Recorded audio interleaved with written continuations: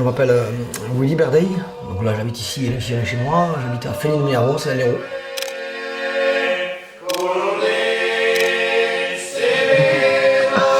Le vainqueur de cette 9e Coupe de France de la centrale canine, les chiens courants dans la voie du Saint-Didier, le porcelaine de Willy Berdeil.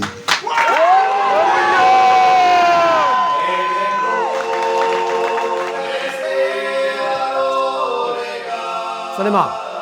Donc du coup, on se retrouve au même endroit, chez moi toujours, à Féline-Minervois, 3 ans plus tard, après le super film qu'on avait fait du coup avec Chasse Tricolore dans les vignes chez nous, avec notre ami cher rugbyman Christophe Furios.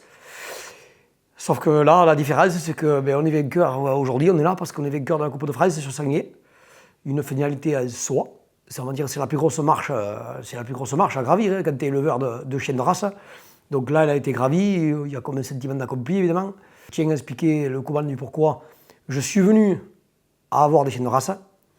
C'est tout simple, bon, je pense que j'avais expliqué dans le premier film que dans ma jeunesse, j'ai été amené à être très très attaché au monde rural, à la terre, au monde rural, à la chasse, parce que mon père et mon grand-père m'ont initié à ça, et parce que mon père est viticulteur, et parce qu'à l'époque on avait aussi une rivière et mon grand-père était pêcheur, et j'ai passé toute mon enfance à la pêche du matin jusqu'au soir. À des fois même, on n'avait pas le téléphone à l'époque, même pas rentrer le midi, que personne ne se faisait de soucis, c'est pour ça que les temps ont bien changé. Et j'ai commencé à chasser le sanglier parce qu'il y avait la cabane de chasse qui était au milieu du village. C'était une ancienne cave viticole, à l'époque ils pelaient dans cette cave, l'équipe du village. Et j'allais tous les midis, tous les soirs, j'étais avec eux en train de peler les sangliers, tout. Bon, évidemment, à bout d'un moment, quand l'âge est arrivé, 12 ou 13 ans, je ne sais plus, évidemment, ils m'ont proposé d'aller avec eux.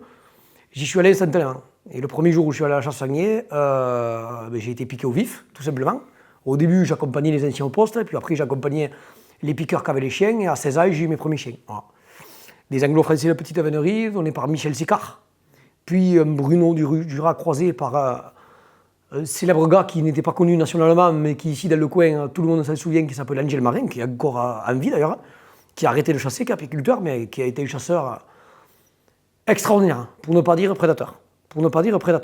Tellement qu'il était efficace. Avec une ligne brute de Jura extraordinaire, j'avais eu un chien qui s'appelait Pépito, qui était extraordinaire à l'époque. Un des premiers chiens vraiment extraordinaires. Et puis est arrivé 2002. 2002, j'avais 16 ans. Et Michel Sicard, qui était membre du club de l'anglo-français de petite avénerie, a été qualifié pour la Coupe de France sur sanglier, ici à Féline-Minervois. C'était en 2002. Et donc moi, à cet âge-là, j'avais 16 ans, je n'avais pas le permis de conduire. Et j'ai suivi toutes les meutes de la Coupe de France en mobilette.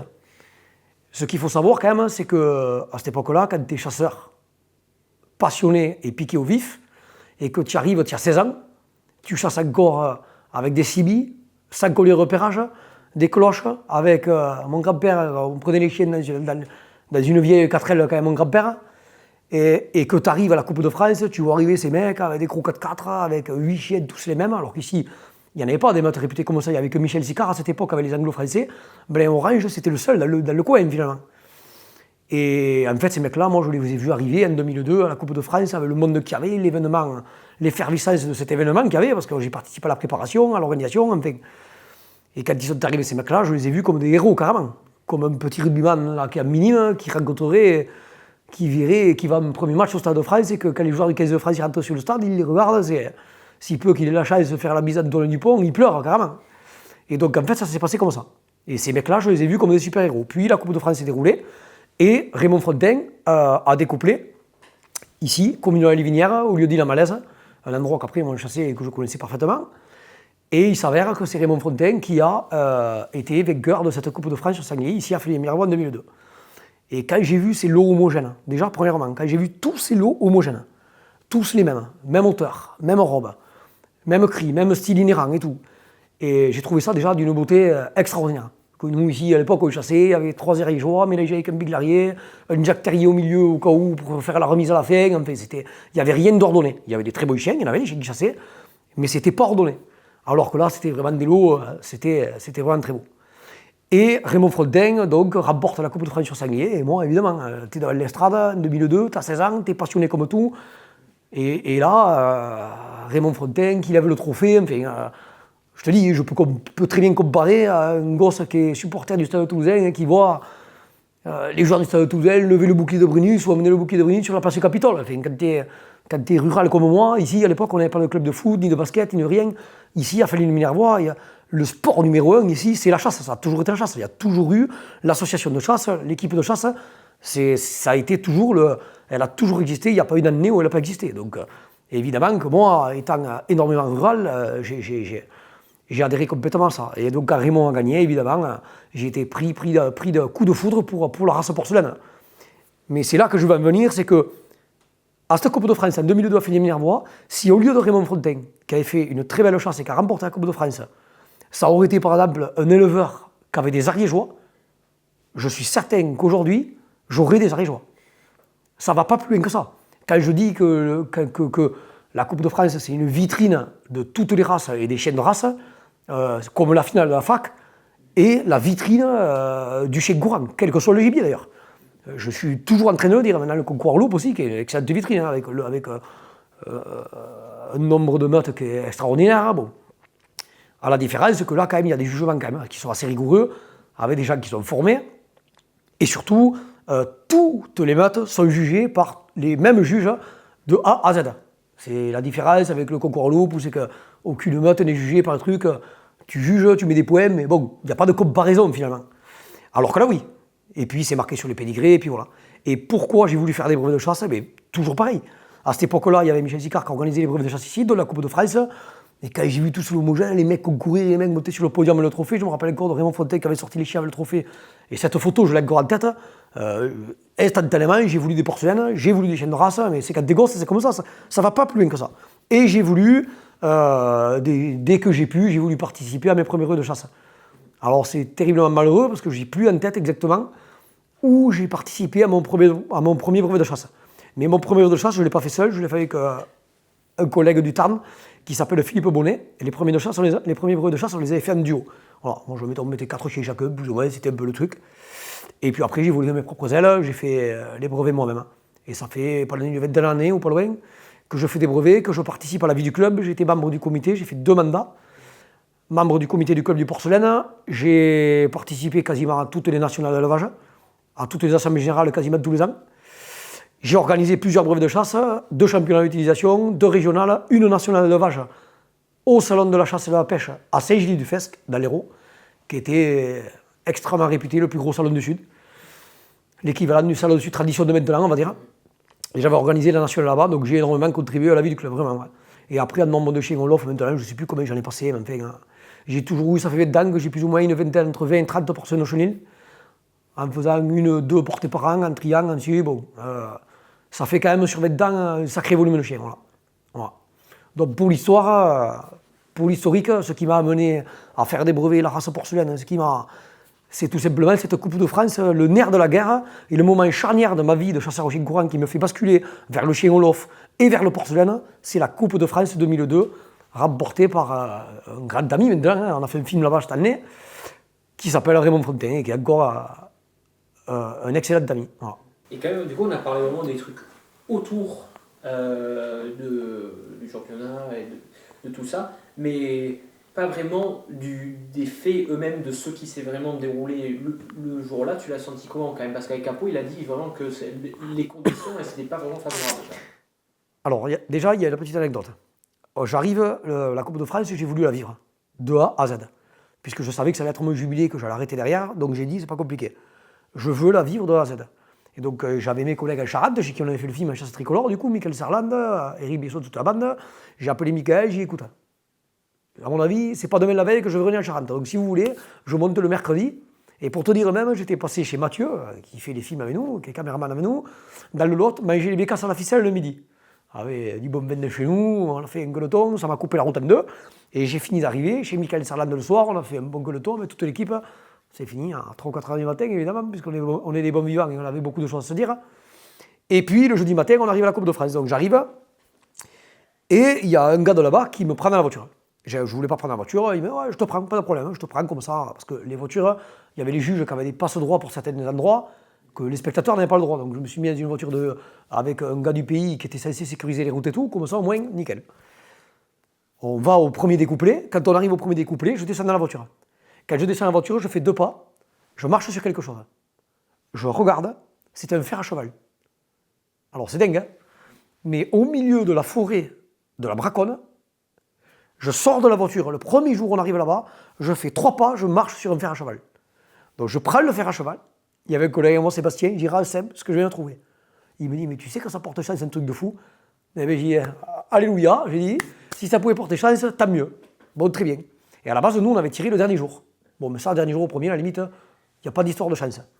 Arrive le dimanche matin, on se lève, il pleuvait comme le poing. Et ils annonçaient de la pluie soutenue toute la journée. Et même, ça allait en accélérant. On tire au sort, là, j'ai dit, là, franchement, moi, je veux tout le temps lâcher l'après-midi parce que je préfère. Mais là, quand même, j'ai dit, le jour, avec le temps qu'il fait, si on pouvait essayer de lâcher le matin, là, quand même, ça, par sécurité, ça serait quand même, parce que ça va commencer à devenir très compliqué. Parce qu'attention, il y avait quand même eu 3 très belles chasses déjà. 3 très belles chasses. Je savais qu'il allait y avoir des points, 3 très belles chasses. Gascon, Saint-Ongeois, Grand Griffon vendéen et Griffon bleu Gascogne. Et donc, j'ai dit là, pour faire mieux que ça, il va falloir faire vraiment ce qu'on est capable de faire de mieux. Mais avec les conditions météorologiques, avec la pluie soutenue, puisque là-bas c'est du bois clair, il n'y a plus les feuilles, il y a vraiment du lessivage quand même. La végétation a été trempe, de tous les chemins, c'était des marécages, en fait c'était compliqué quand même. Et je tire au sort le matin, et je tire en dernier, 3e position. Et instantanément, je me remets ce fer à cheval. Du coup, j'ai dit, putain, dans ma tête, aussitôt je me suis dit, putain, un fer à cheval qui est censé te porter chance, comme ma grand-mère dit, des nouilles. Bon, bref, et nous voilà partis. Donc on temporise, on attend. Et toute la journée, on attend. Mais on attend et il pleut. Et jamais ça s'arrête de pleuvoir, et même entre midi et 2, même, ça s'accentue et tout. Et entre midi et 2, les 2 premières meutes ont découplé, entre midi et 2, on a mangé, et puis est arrivé au moment de partir. Au moment de partir, on partait les essuie-glaces comme ça, de l'eau partout, des flaques énormes. J'ai dit, on a été capable de chasser avec la pluie, plein de fois, même si ici il pleut rarement, malheureusement. Mais à la montagne, là où je chasse sur les monts de la Cône, on a réussi, l'année dernière, la plus belle chasse de la saison, on l'a fait, il pleuvait des trombes d'eau. Et on a fait un rapproché extraordinaire, un gros sanglier de 5 kg, on l'a lancé magnifique, on l'a prélevé, tout liché à la mort, la chasse de la saison, clairement. Et il était tombé des trombes d'eau, vraiment des trombes d'eau. Et donc on est allé découpler, ils nous ont fait attaquer, parce qu'à la base il y avait des caméras, on attaquait tous à des points de goudron. Il y avait une caméra, il y avait un sanglier qui était venu, un sanglier seul, on attaque dessus, on pose la meute et là au goudron, les chiens reconnaissent sans problème. Déjà je me dis, la voie est exploitable, il y a moyen de moyenner. Et sauf que le problème c'est que le goudron est au bord d'un chemin, et on fait la boucle autour du goudron, et on ne retrouve aucune voie. Là, tout de suite, je comprends que le sanglier est descendu au chemin, et il a pris le chemin. Sauf que le chemin, 1, il est passé les voitures, et 2, c'est pas un torrent, mais il y a un ruissellement terrible de l'eau à profusion par le chemin. Donc là, j'ai dit, c'est impossible qu'on le passe. Donc on y va dans le chemin qui était boueux, il n'y avait plus de pieds, il n'y avait plus rien, alors que le sanglier, c'était obligé qu'il soit là. Donc on prend le chemin en premier à droite en montant, rien. On redescend. Et là, 2 chiens au milieu du chemin, 10 ou 15 mètres plus bas, ou une vingtaine de mètres plus bas, je vois les chiens sur le chemin, la queue commence à faire ça, mais très lentement. Mais je sais que là on était parti à la recherche de brides de voie infimes, hein, on partait là-dessus. Je savais que ça allait pas être un rail, hein, la voie. Et les chiens, ils annonçaient sur le chemin. Donc là, il n'y a pas besoin de plus. À ce moment-là, on sait qu'il a pris le chemin à gauche. Et pas à droite. À droite, on élimine. On a fait la boucle, il ne va pas. À droite, on élimine. L'autre côté, et là, on part avec les chiens, et on descend par le chemin. Les chiens, ils balayent la bordure à droite, la bordure à gauche, le chemin au milieu. Ciao. On finit. Et au bout d'un moment, au milieu du chemin de nouveau, 2 fois, les chiens, ils renoncent. Je dis, c'est bon, il est encore là. Il n'est pas rentré à gauche, il n'est pas rentré à droite. On ne l'a pas sauté. Il descend tout chemin toujours. Il n'y a pas besoin de s'affoler. Mais ça, c'est pareil, je pense que pour avoir une conduite aussi sobre, et Thomas, ça, j'ai indulqué ça quand même à Thomas. Et c'est au jour d'aujourd'hui, on est spectateur des chiens, vraiment. On est spectateur des chiens et on ne s'affole pas du tout. On n'est pas du tout pris par la pression. Même là, que c'était un événement énorme, la Coupe de France, on n'était absolument pas pris par la pression. On sait que les chiens, il ne faut pas les presser. On sait qu'il faut les laisser faire. Et on a une confiance en eux qui est totale. Et donc, du coup, on avance. Et à un bout d'un moment, évidemment, le sanglier rentre le bois à gauche. Donc là, les chiens, il y a 2 ou 3 chiens qui commencent à l'annoncer, on colle là-dessus, et là, ils s'entament rapprocher, évidemment.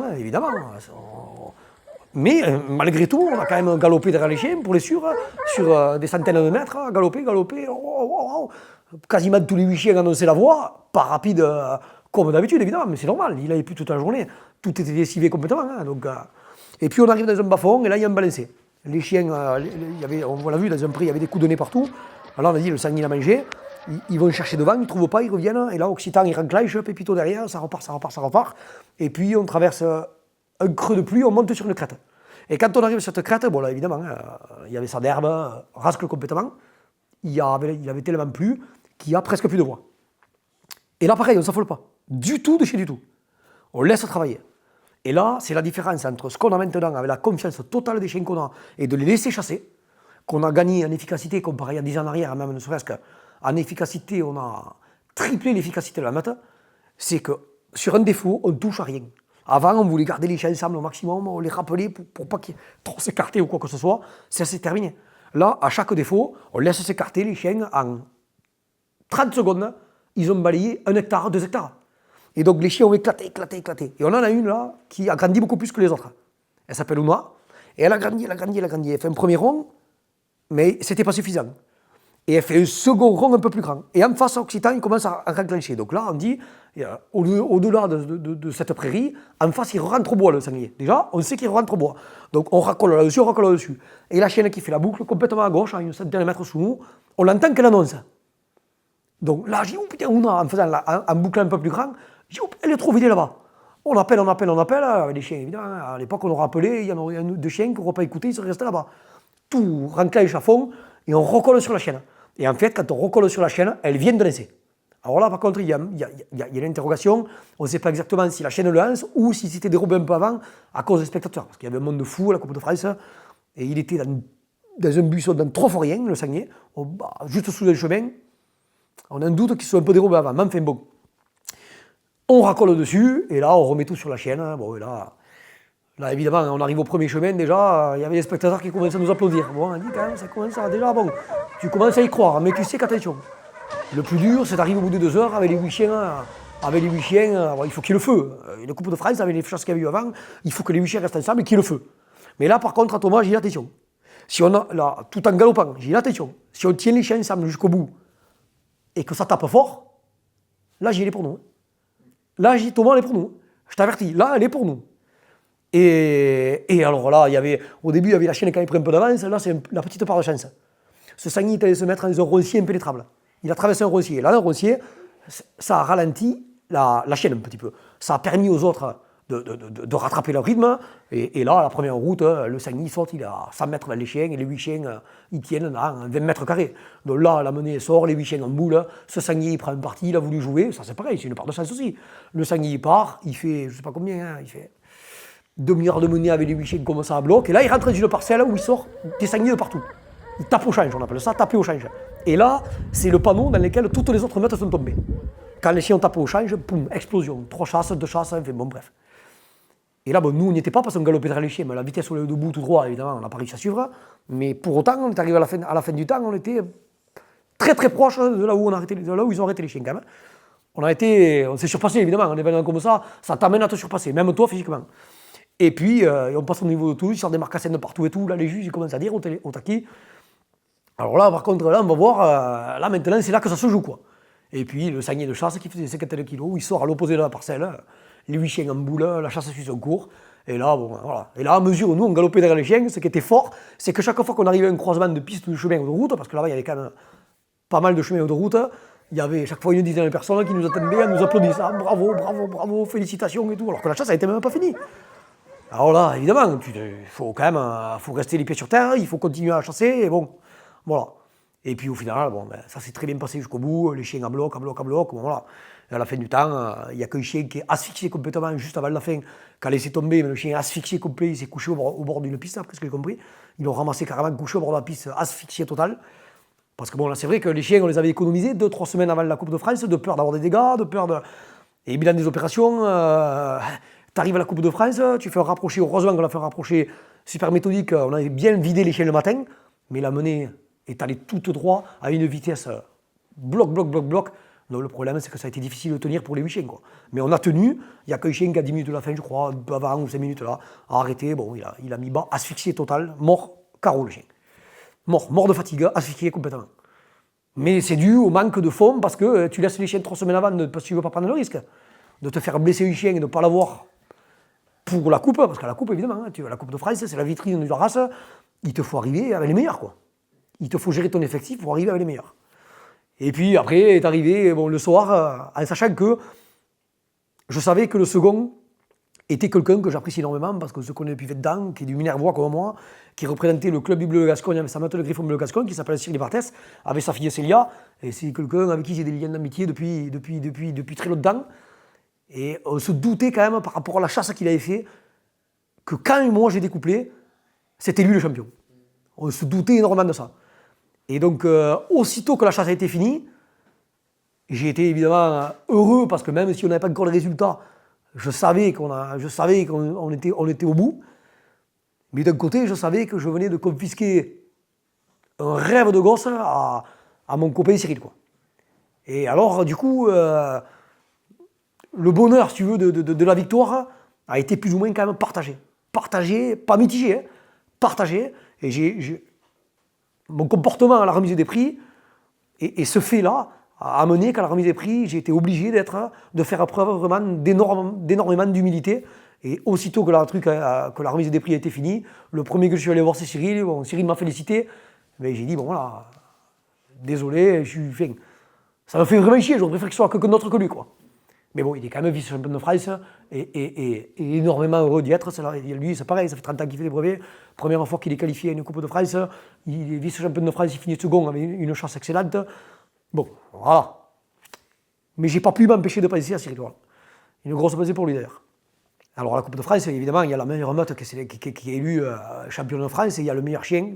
Le meilleur chien champion de France. Et il y a un prix remis à la médaille d'or, le chien en individuel qui est élu champion de France à l'occasion de la Coupe de France. C'est le chien qui a obtenu le plus de points.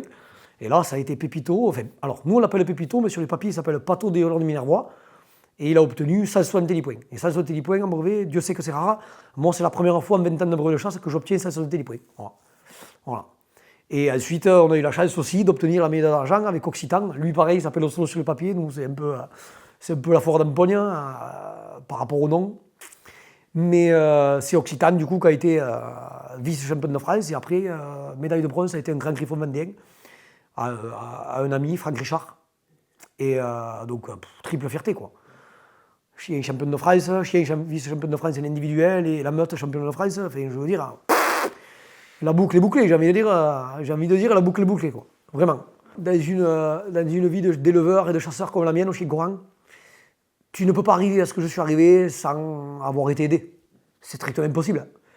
Donc aujourd'hui, quand j'entends des gens refuser des saillies, quand j'entends des gens contraindre, moi je te vends un chiot, mais il est hors de question que tu fasses saillir avec qui que ce soit, ça m'horripile, c'est complètement infernal. Et moi j'ai été confronté à ça, jeune.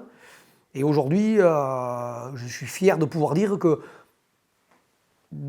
si j'ai été champion de France aujourd'hui, c'est grâce à certaines personnes comme Raymond Fontaine, le premier, comme Alexis Verdier, David Bossin, des gens qui m'ont clairement laissé ouvrir les portes des origines Jean-Marie Sonzoni à la base, parce que Raymond Fontaine, Alexis Verdier, David Bossin, on est les origines du célèbre Quid de l'époque, parce que c'est lui, plus ou moins, qui a métamorphosé le sanglier, le porcelaine au sanglier.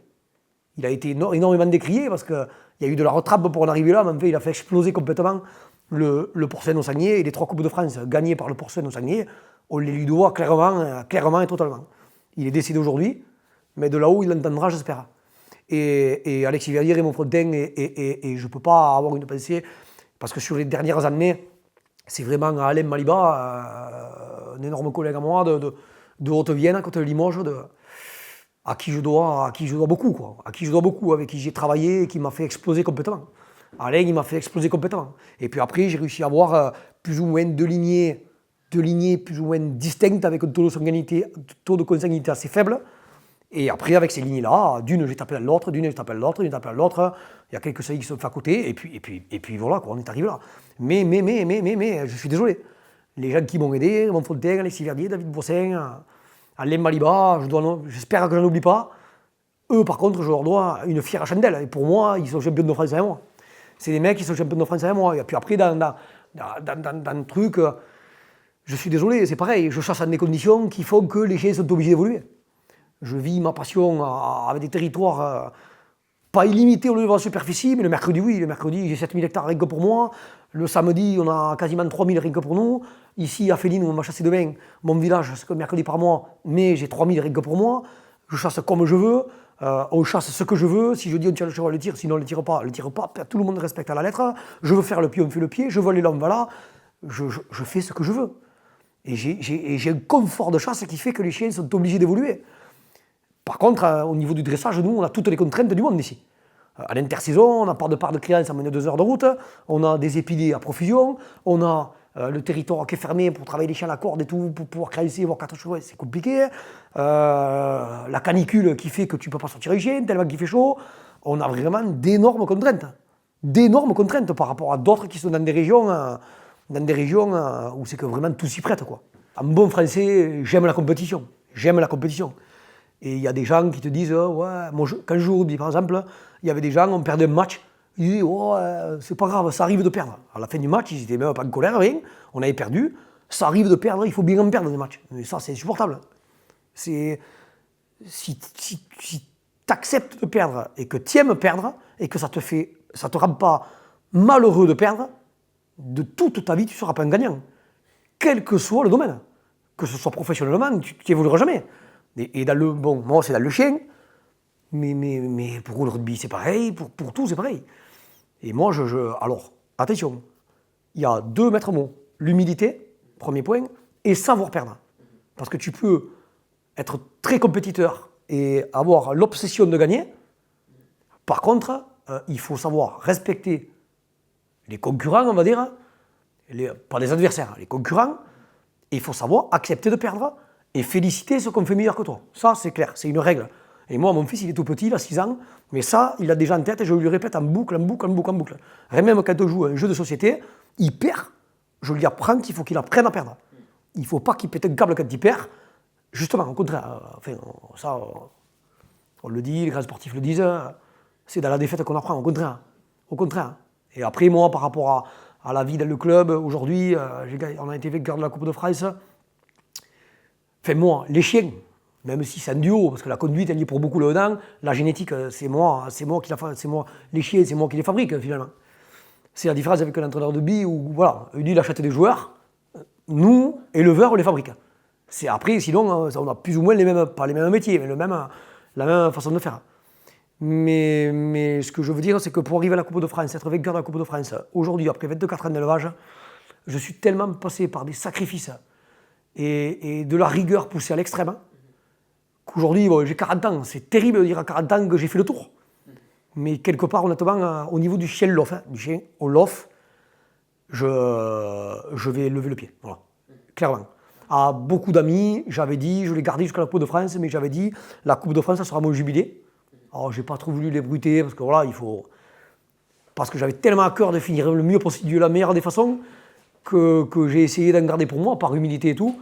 Mais en fait, tout le monde le savait, mes proches, et j'avais dit que quoi que je fasse à la Coupe de France, c'était mon jubilé et que je ne reconduirais pas, quoi. Les nationales d'élevage, les régionales d'élevage, je serai toujours adhérent du club du porcelaine, toujours amoureux du club du porcelaine, toujours obsédé par l'homogénéité et par la race porcelaine.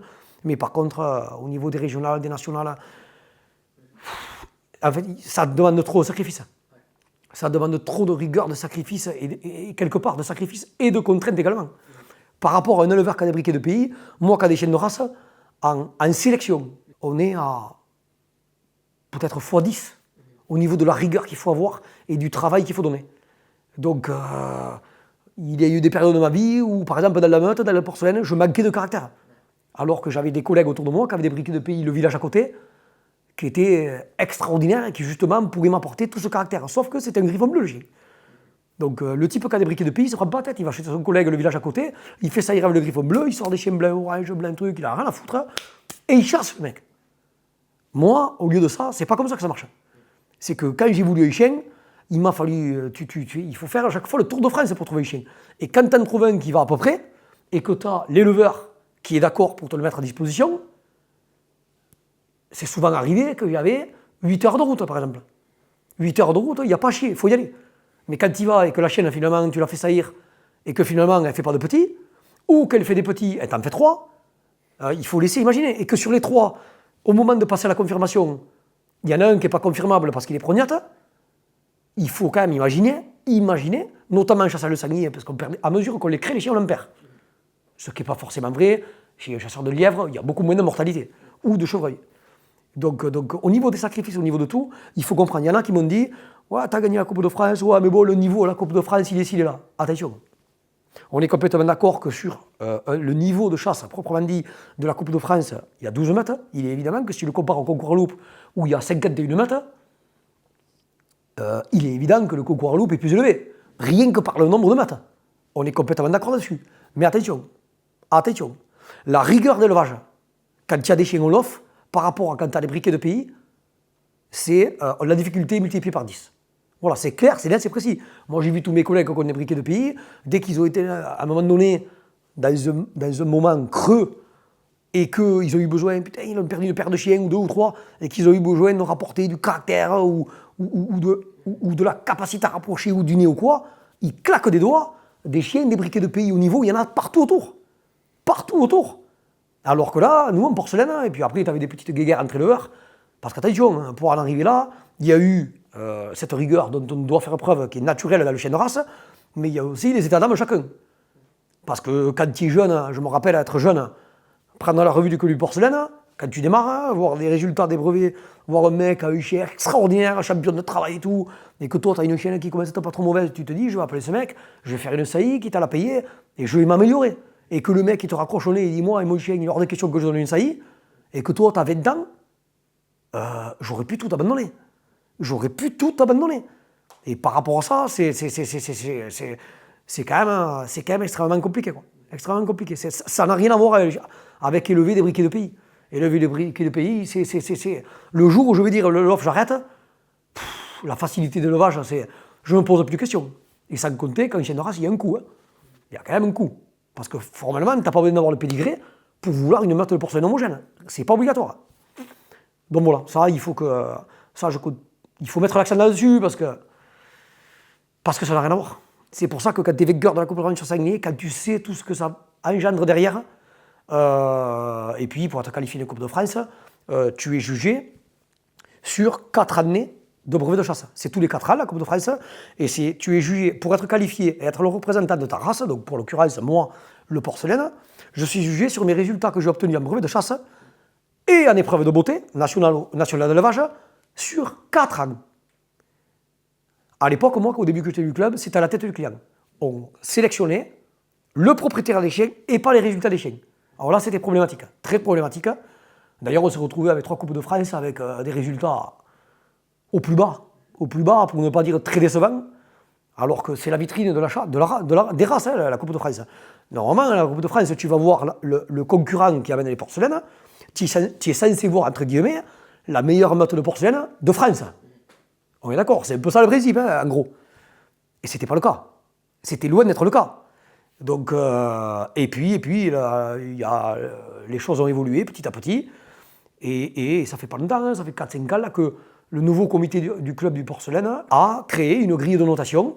Et maintenant, à partir de maintenant, les chiens sont sélectionnés sur les 3 meilleurs brevets, sur les 4 dernières années de brevets de chasse. Sur les résultats nationaux d'élevage, il faut avoir au moins 6 excellents pour pouvoir prétendre aller à la Coupe de France. Et maintenant, au jour d'aujourd'hui, la tête du client, le client n'est pas sélectionné, même s'il a de mauvais rapports avec le président du club. Si c'est lui qui a eu les meilleurs résultats, c'est lui qui va aller représenter la Coupe de France sur sanglier. Voilà. Et donc, moi j'ai été sélectionné par rapport aux résultats des chiens obtenus sur 4 ans. Voilà. Donc ça aussi, ça amène quand même une certaine... Il ne faut pas faire une belle chasse sur une chasse. Il faut de la régularité, sur 4 ans. Et attention, la chasse sanglier, tu es équipé en 2022, en 2023, un peu moins, en 2024, tu peux être à poil. Donc attention, quand tu es sélectionné sur 4 ans de brevet de chasse, il faut de la régularité. De la régularité, ça veut dire qu'il faut une masse de chiens assez importante pour avoir un roulement, etc. Donc c'est pas une mince affaire, c'est pour ça qu'aujourd'hui il y a un sentiment de fierté évidemment. C'est vrai que quand tu es autant passionné qu'on est nous, on ne peut pas être en vacances, c'est pas possible. Ou un mariage, avoir toute la meute en train de chasser en sachant qu'il y a des risques quand même. Tu as toujours le risque, la route, se faire taper les chiens. Bon. vraiment, c'est vraiment viscéral en fait, cette passion que vous avez. Oui, c'est pas pour tout le monde. Non, mais mais d'ailleurs, écoute, je vais te dire la vérité, il y a des gens qui sont désœuvrés complètement. Moi, je te dis ce que je pense, je trouve qu'il n'y a rien de pire qu'être désœuvré. On est dans un village rural comme le nôtre, entre la chasse, la pêche, les champignons, la vigne, le vin, rien que ça, ne va pas plus loin. T'as pas besoin d'aller t'inscrire à un club de patinage artistique à Narbonne, c'est pas la peine. Rien qu'avec ça, tu touches pas terre. Tu vis au rythme des saisons, tu ne touches pas terre. Et moi, quand je vois ici que les gens ils disent « Oh, Féline, fais chier, il n'y a rien à faire, je veux aller ailleurs parce qu'il n'y a rien à faire », mais je suis triste quand j'entends ça, moi.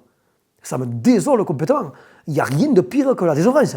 Quand je vois des jeunes que tu passes, toi tu chasses comme un fou toute la journée, et tu vois des jeunes, ils passent la journée à l'arrêt de bus avec un Walkman, dans l'arrêt de bus sur l'avenue du village, avec un Walkman, puis après ils vont plus, ils sont sur un bal là.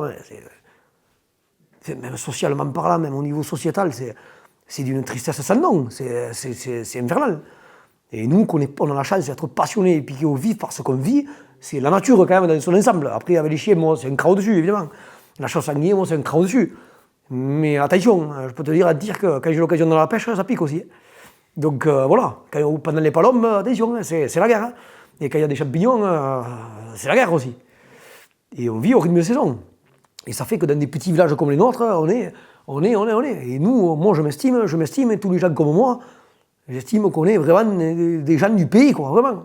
Et d'ailleurs, il n'est aucunement question de partir d'ici, jamais de la vie. Jamais de la vie, tellement que les choses qu'on a à faire, et ma vie passionnelle, je la vis de façon ultra riche. Quitte à me déplacer, parce que le mercredi, quand même, je chasse à 1 heure de route d'ici, mais 1 heure de route, c'est quoi? C'est rien du tout, quoi. Sur la coupe, il y a aussi le nom de Capot. C'est un travail aussi collectif entre vous deux. Ah oui. Bon, après, quand j'ai commencé, moi, il y avait des années, évidemment, en porcelaine, Capot, il n'était pas encore là. Évidemment, parce il était tout cagnotte, c'était un marcassin. Et du coup, évidemment, Capot, il y a un peu plus une grosse dizaine d'années maintenant, presque 15, qu'il est venu à la chasse au début, il était petit, il était petit haut. Et quand il est venu à la chasse avec nous, ça a été comme une évidence. Je ne dis pas que j'ai vu en lui mon incarnation ou mon sosie, tu vois, mais presque quand même. Parce que la passion poussait carrément à l'extrême, chasseur. Mais chasseur, terrible.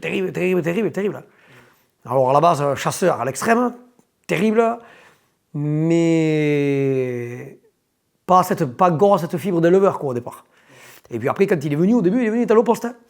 Et puis après, à mesure des trucs, il a commencé à prendre des chiens pour faire le pied, et puis après, il a voulu venir au chien, et après, voilà, terminé quoi. Et puis après, écoute, je pense que quand tu as une meute comme moi, avec une vingtaine, 30 chiens au chenil, en plus, nous, on a des routes quand même, il faut sécuriser les routes et tout. Je ne dis pas que c'est pas possible seul, mais le plaisir, il est divisé par je ne sais pas combien. Quand tout est partagé, il y a Franck aussi, hein, c'est l'incontestable, Franck, hein, qui est dans l'équipage. Il y a Gaël Delquier, il y a Romain Caron maintenant, qui est avec nous à bloc au cul avec les chiens. Quoi, et de partager comme ça. Mais il est évident que le duo, c'est moi et Thomas. Quoi. Moi et Thomas, c'est nous qu'on s'occupe des chiens en permanence, c'est nous qu'on conduit les chiens en permanence. Les chiens, il les connaît, encore peut-être. Hein. Je ne dis pas encore mieux que moi, parce qu'on les connaît pareil. On les connaît pareil, quoi. Mais pour te dire où on en est, c'est que moi, Thomas, les jours où je ne peux pas aller à la chasse parce que c'est arrivé que j'aille au ski ou un truc comme ça, pour un week-end, je ne peux pas y être, ou un mariage, ou n'importe, x raison, j'y laisse 4x4, collier de repérage, tous les chiens du chenil, et il fait chasser l'équipe, je regarde même pas. Si ce n'est que toute la journée, on a un groupe WhatsApp, vite, j'essaie quand même d'avoir des nouvelles, parce qu'évidemment, hein, tu ne peux pas ne pas avoir de nouvelles. C'est strictement impossible. Ils n'ont pas fini de faire le pied, alors vous en avez trouvé, où, comment, pourquoi, vous attaquez quoi en premier, c'est impossible de faire autrement. On ne peut pas faire autrement. Il n'y a que quand tu es passionné, que tu es piqué par la fibre, que tu peux comprendre ça. Bon, ben moi, c'est Thomas Capot, j'habite à Rieux-Minervois, là, dans le Minervois, dans la plaine, là où on chasse le samedi. J'ai 30 ans et je chasse au chien courant depuis que j'ai 16 ans, avec Willy. Donc j'ai commencé à chasser dans la montagne en tant que posté avec mon père. Et puis un jour, comme Willy chassait dans mon village, il venait d'arriver, j'y suis allé en invité et là après, voilà, c'est parti de là. J'ai commencé la chasse avec lui là, ce jour-là. Donc c'est vraiment du jour 1 tu as commencé avec Willy en fait. Du jour 1, il m'a fait tuer un sanglier déjà, mon premier sanglier. Et puis même malgré ça, le poste, ça me plaisait pas. Alors il a commencé à me prêter des chiens pour faire des traces. Et après, j'allais aux chiens avec eux, et voilà. J'avais 16 ans, ils me faisaient suivre partout, et voilà. Ben, déjà, quand j'ai commencé avec Willy, il avait déjà commencé à faire des brevets. La dernière Coupe de France, on aurait pu y aller, je pense. Mais bon, on n'y est pas allé. Et puis le club a changé de mode de sélection. Là, ils ont sélectionné vraiment par rapport aux brevets, aux résultats des brevets. Et là, c'était nous qui avons les meilleurs résultats. Sur les 3 dernières années, c'était nous qui avons les meilleurs résultats, donc c'est nous qu'on est allés. La Coupe de France d'avant, on avait à peu près les mêmes chiens, à quelque chose de près. Donc on avait quand même confiance aux chiens niveau créance, niveau rapproché. On chasse dans un endroit assez quand même difficile. Donc on savait qu'on pouvait mais le plus dur, ça a été les 15 jours avant la Coupe de France. Les chiennes qui tombent de chaleur, une chienne qui fait un retournement d'estomac, qui était une de nos meilleures chiennes. Donc là, l'effectif, on n'a quasiment pas chassé de 3 semaines avant. On a chassé avec les chiens qu'on savait qu'ils ne devaient pas y être, quoi. Mais à la fin, ces chiens-là avec qui on a chassé, ils étaient presque à y aller, vu qu'on a eu plein de galères un peu avant. Donc ça a été le plus gros stress, je pense. Il y a eu de très belles chasses, si tu veux, mais il n'y a pas eu une chasse avec tous les chiens impressionnante, quoi. Donc on se disait, il y a toujours moyen, il y a la place, quoi. Il y avait une opportunité. Voilà, il y avait une opportunité de faire quelque chose de bien.